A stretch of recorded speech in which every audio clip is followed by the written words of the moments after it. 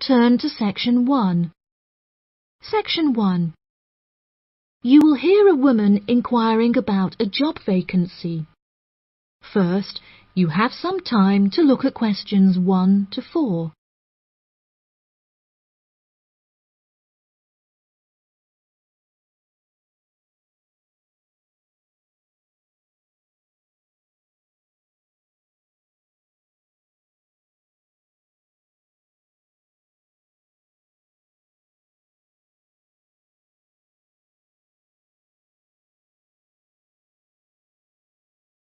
You will see that there is an example that has been done for you. On this occasion only, the conversation relating to this will be played first. Hi there. Welcome to the Job Centre. How can I help? Good morning. I'm here to inquire as to whether you have any jobs available at the moment. Yes, we have several available. What kind of job is it that you're looking for? Well, I'll take any part-time jobs I can get. I'm really strapped for cash at the moment. The type of work the woman is looking for is a part-time job, so part-time has been written in the space. Now we shall begin. You should answer the questions as you listen, because you will not hear the recording a second time. Listen carefully and answer questions 1 to 4. Hi there. Welcome to the Job Centre. How can I help? Good morning. I'm here to inquire as to whether you have any jobs available at the moment. Yes, we have several available. What kind of job is it that you're looking for? Well, I'll take any part-time jobs I can get. I'm really strapped for cash at the moment. OK. Bear with me while I have a browse on our system. Here we are. We have 3 vacancies at the moment, all involving quite different roles. That sounds promising. What are they? The first one is for a post as a receptionist. It says here that experience in reception or general administration is preferred, but not essential. Have you worked on a reception desk previously? No, I haven't. I had a baby quite young, and so I have very little work experience. Could you tell me a few more details? Yes, of course. The job will be to mainly provide quality customer service, both over the phone and in person. When customers are waiting, you will be expected to provide them with refreshments and ensure they have a first-rate experience. I think I could manage that, and I'm a very friendly person. That's great. Do you have any information about the hours involved? It says here that you will be expected to work several early mornings, 4 days a week. Any other requirements? Yeah, you'll have to go through a couple of weeks of unpaid training before qualifying for the post. I don't know if I would be able to fully commit to that. Did you say it's 4 days per week? Yeah, it says here 4 days a week, with another day off per week when requested in advance. It also explicitly states that at least one of your working days must fall on a weekend. I'll have to think about that and talk to my babysitter. Before you hear the rest of the conversation, you have some time to look at questions 5 to 10.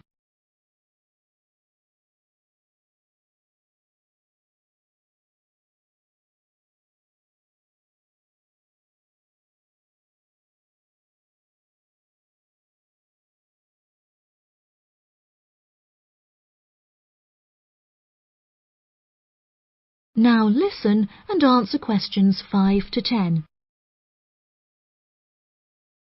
Are there any other roles beginning later in the day? Yes, there's an advertisement here for a driver.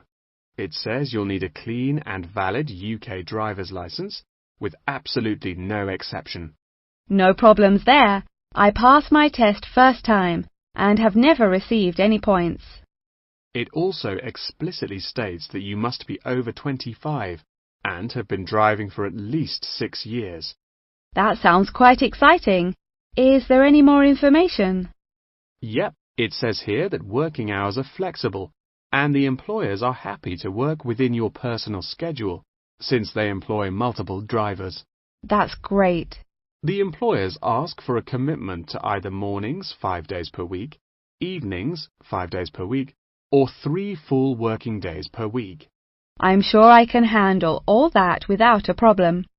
As well as driving the employers to and from work, they will ask you to perform various duties on their behalf, such as collecting the grocery shopping and picking their children up from school. Do they need me to work a day on the weekend as well?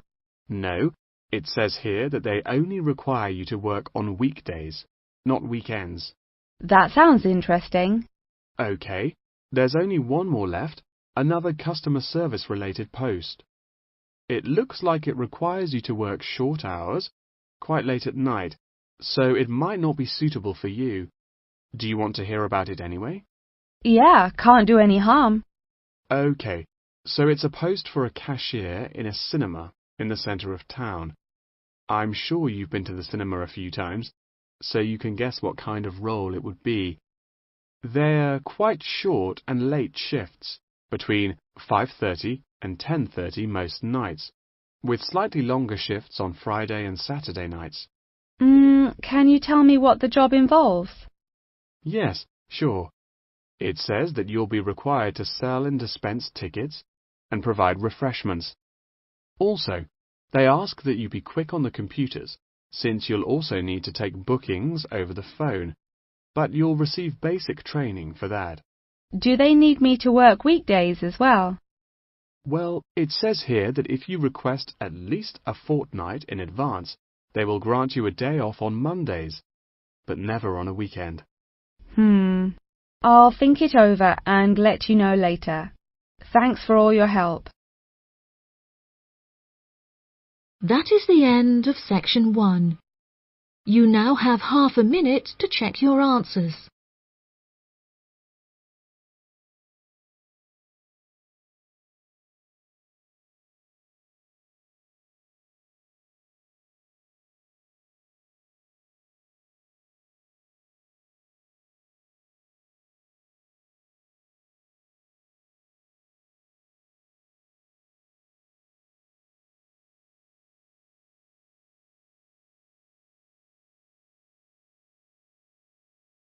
Now turn to section 2. Section 2. You will hear a representative from an organisation called Connection giving a talk about a homestay organisation. First, you have some time to look at questions 11 to 14.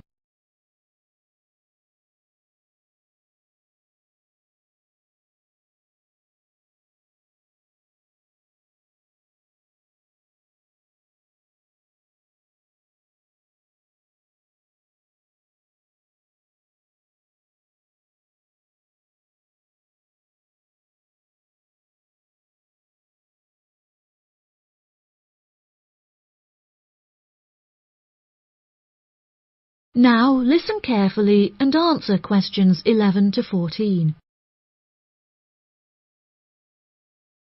Thank you all for coming to my talk this evening. It's nice to see so many people in the audience. For those of you who don't know very much about Connection, let me start by giving you some background information about it. Connection is a British organisation that facilitates homestays all over the globe. This organisation prides itself on matching tens of thousands of host families with guests every single year, allowing travellers to discover a country's culture in a way like no other. Homestays are ideal for both travellers and homeowners, enabling intercultural exchanges and the development of lifelong friendships while providing travellers with often discounted accommodation costs and host families with a steady income from the comfort of their own homes. The homestay experience is particularly popular with university exchange students looking for a more genuine insight into their country of choice and an unrivaled opportunity to develop their language skills. The homestay experience is truly unique and once in a lifetime, and one that you will likely remember for the rest of your lives. It is important to note, however, that some people will find it difficult to adapt to the new country, with many enduring what is known as culture shock. Connection's advice for those suffering from culture shock is to go out and make as many friends as possible, no matter how difficult you may find it. Friends are guaranteed to help you feel more integrated as part of the local society and show you some great places to hang out. At first, it might seem extremely challenging to overcome the language barrier between you and your host family. However, you will find that you quickly overcome this and develop a very close and almost familial relationship. Many of our travellers have suggested that they have found discussing their hobbies and other interests with their host families is the best way to overcome any barriers, since you are more likely to find something you share in common. For example, you might find that you are both passionate about football and end up playing in the local field every week. One of our guests undertaking a homestay in a rural area of the UK told us that she and her host now take a Tai Chi class together upon a hilltop at sunrise, calling the experience absolutely breathtaking. After the first few weeks, you will find your understanding of the people around you and their culture deepens by leaps and bounds, and you will soon become one of the locals. Our hosts in over 140 countries turn a location into a culture, time into experience, and strangers into friends. Before you hear the rest of the talk, you have some time to look at questions 15 to 20.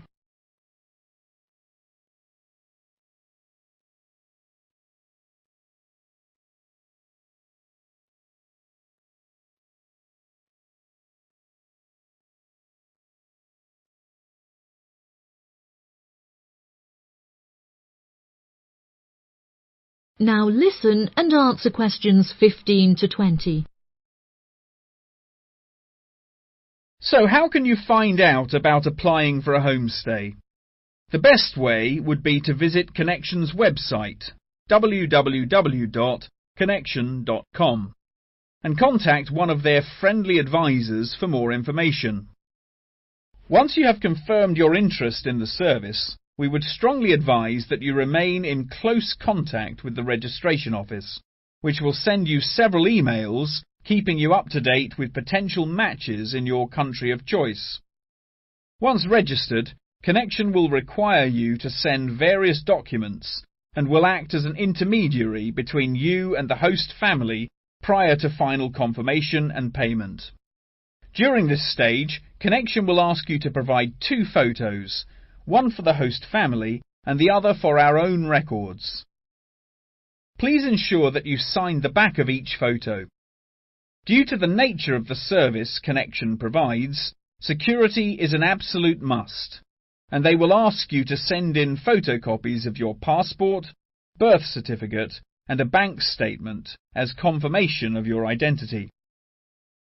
On receipt of these documents, the official process will begin and your bank account will be debited for the initial deposit of £200.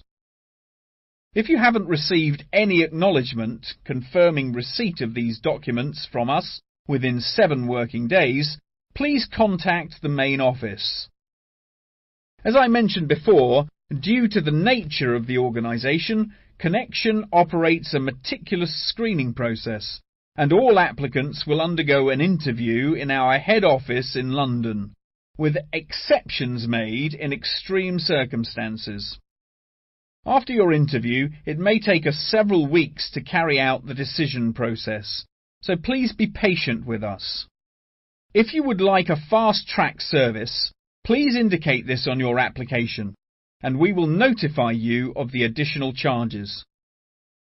Finally, once we have come to a result about your application, you will receive a decision in the post. If you do not receive an offer of placement, we will refund your deposit within 7 working days. That is the end of section 2. You now have half a minute to check your answers.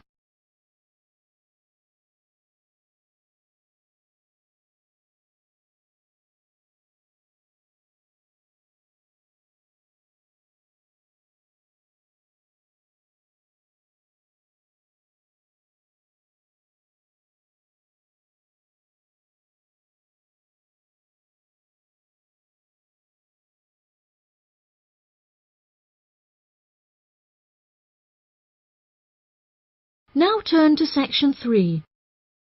Section 3. You will hear a conversation between two students and their professor discussing an essay.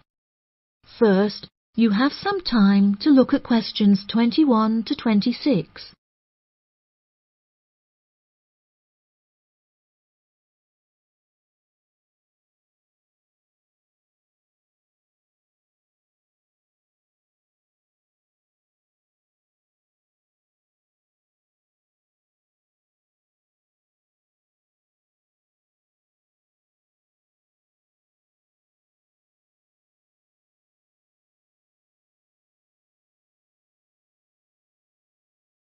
Now listen carefully and answer questions 21 to 26.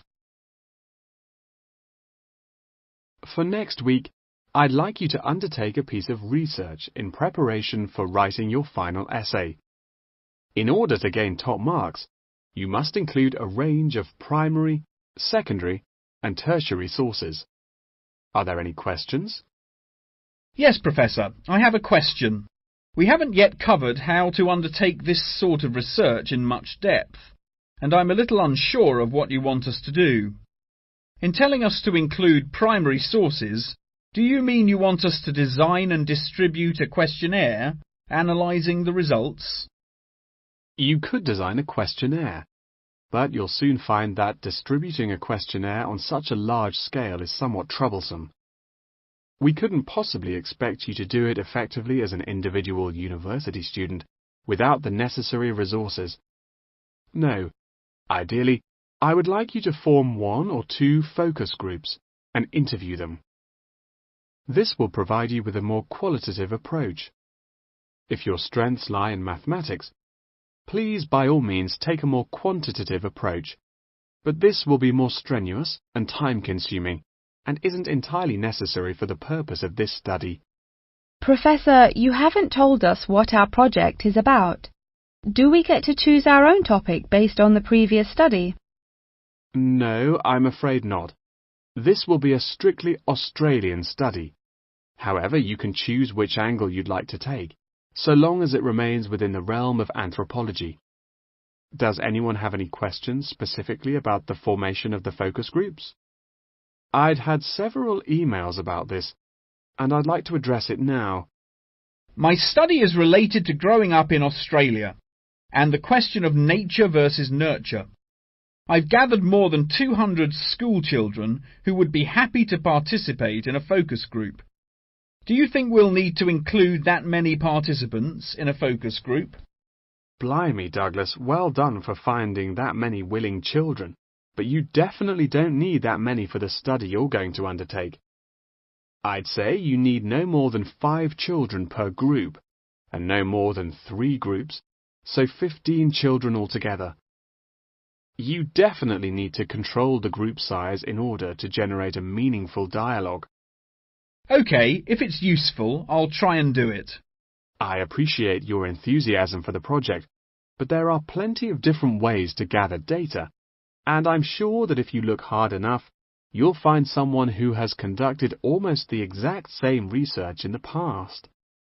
My advice for you is don't be too ambitious and try to include as much information about various people or sectors. For those who haven't ever collected original data before, what do you suggest we do? I would suggest that you read accounts from other people who have undertaken such research to see what advice they can give.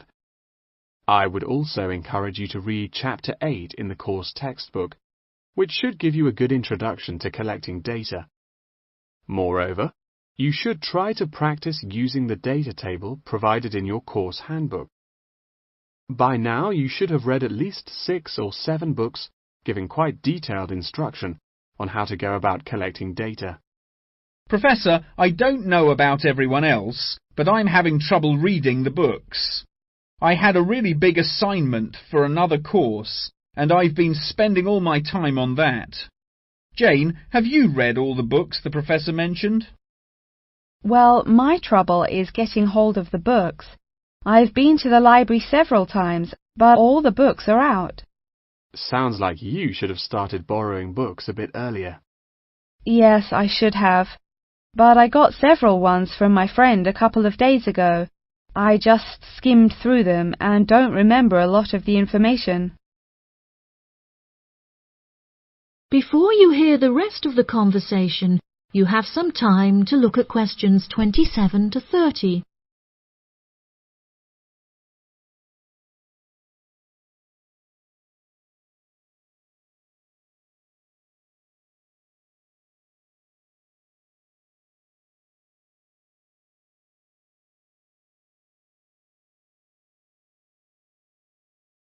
Now listen and answer questions 27 to 30.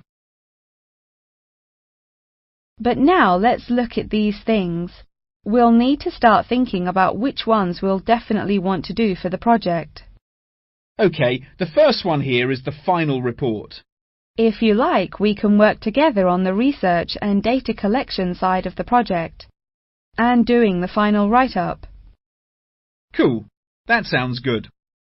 I'm not sure how much I'd be able to contribute, considering I haven't had a chance to read the course material, but I should be able to prepare some sheets and a list of questions that can be used during the focus group sessions. That sounds appropriate. I think so too. Do you think we'll need to write a letter to send to the participants, telling them the time and place for the interviews? Positive. I can take care of that. Well, that's great. I should also include a document for them to sign, saying that they're happy to be voice recorded. Oh yes, of course, I forgot about the transcript. That'll likely be a big job, so let's do half each. I'll do one of the groups, and you can do the other, OK? Sounds like a plan. That is the end of section 3. You now have half a minute to check your answers.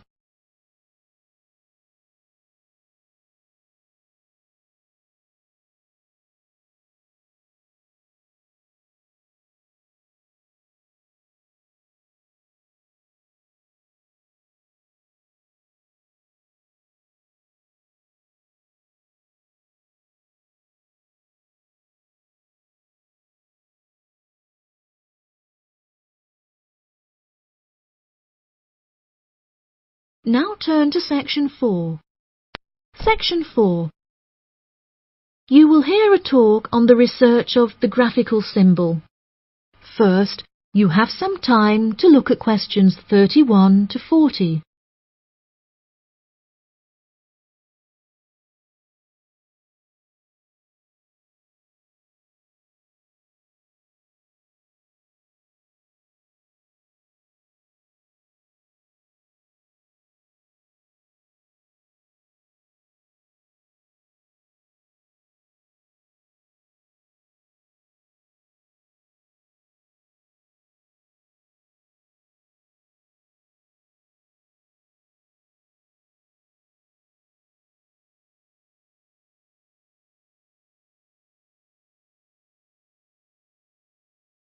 Now listen carefully and answer questions 31 to 40. Good morning, everyone. Today I'm going to talk about the graphical symbol. A graphic symbol is a written symbol that is used to represent speech, such as those used in the Greek alphabet. The term graphic symbol encompasses anything from the logographs used in Egyptian hieroglyphic writing to ancient Chinese pictograms. Early symbols were based on pictographs and ideograms before they were developed into logographic writing systems. These systems are still in use in some non-literate cultures in Africa, the Americas, and Oceania. Indeed, Elements of pictography are still found in modern Chinese characters, and it is often an interesting exercise to trace the origins of some Chinese characters. Pictographs remain in common commercial use today as signs, instructions, or statistical diagrams. Road signs and public toilet signs, and even flat pack assembly instructions utilizing pictures, are considered pictographic. Ancient graphic writing systems provide researchers with a wealth of knowledge about past civilizations. In 1799, one of the most important historical discoveries was made by accident when members of Napoleon's expedition to Egypt found a stone in Rosetta that exhibited 3 different scripts. The stone, now known as the Rosetta Stone, was studied in significant depth by scholars and was first deciphered by Frenchman Jean-François Champollion in 1822. He was able to correctly determine the phonetic values of the symbols, and later research has confirmed his findings.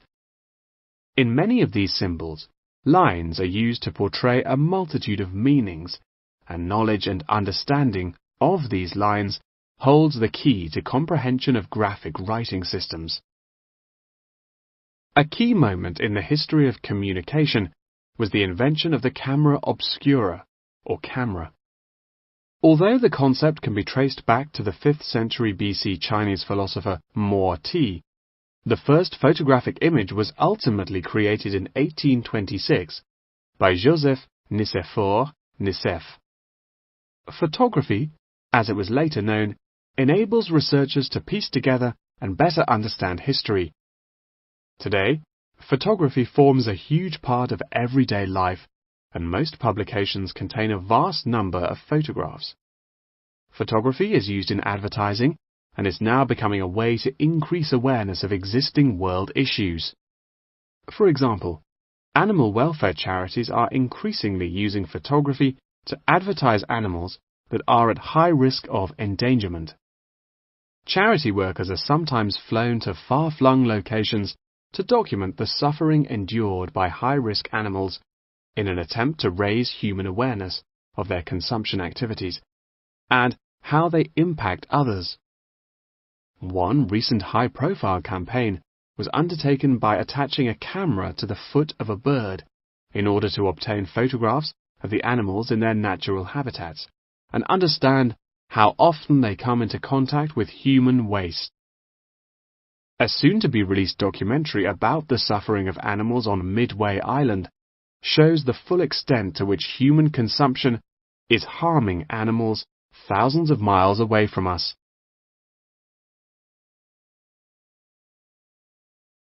As photography continues to progress, with the use of drones now becoming somewhat commonplace, we should expect more and more objects to be included in the future, expanding the horizon of photography ever further. Indeed, the downward pressure on traditional media prices means that media companies are being forced to get creative on how to make a profit. Many have found that the answer to this lies in advertising, and companies are now willing to devote a large portion of their budgets to advertising in newspapers. By the same token, marketing has become an essential part of a company's business model, often meaning the success or failure of a company.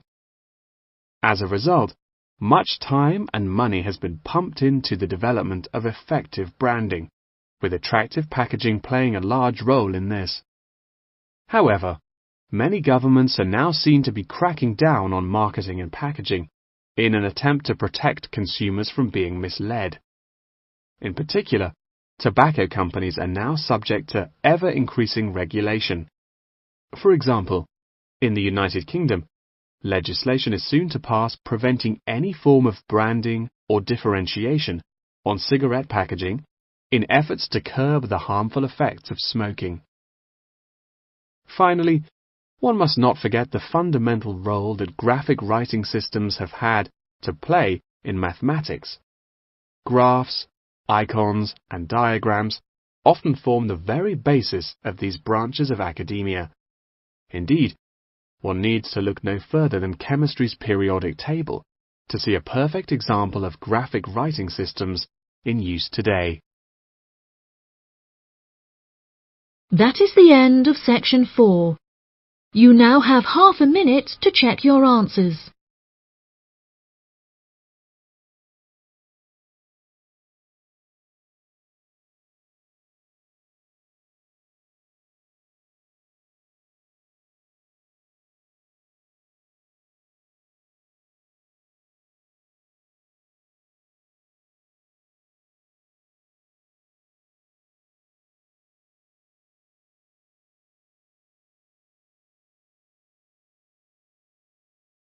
That is the end of the listening test.